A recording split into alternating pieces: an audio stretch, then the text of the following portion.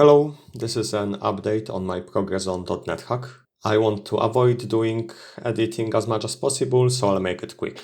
Since the last update, I fixed an edge case in dungeon layout generation, which could result in unconnected rooms. It was an issue which I ran into when recording footage for the previous devlog. Then, around the first dev stream, I implemented dynamic appearances for walls to make the map more readable. And the system also allows for 3 different thicknesses of walls, so that it utilizes all the lines that ASCII characters have to offer.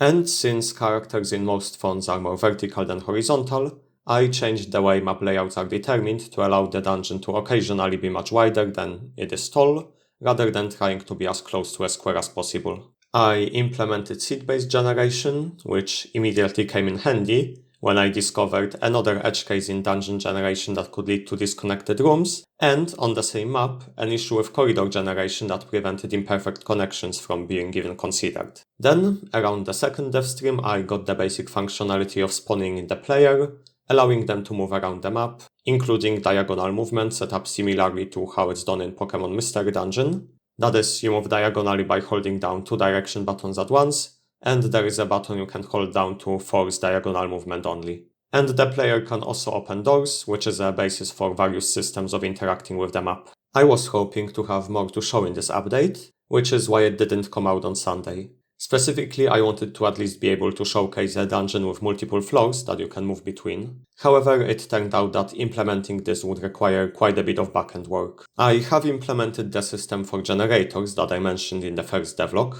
and also reflection-based cloning for spawning in objects, and partially implemented object pooling, but the effect of these things won't be visible until I actually implement the front-end things that use them, which I guess will be the goal for today's dev stream at 8 PM GMT. And that's all I've got for now. Until next time, farewell.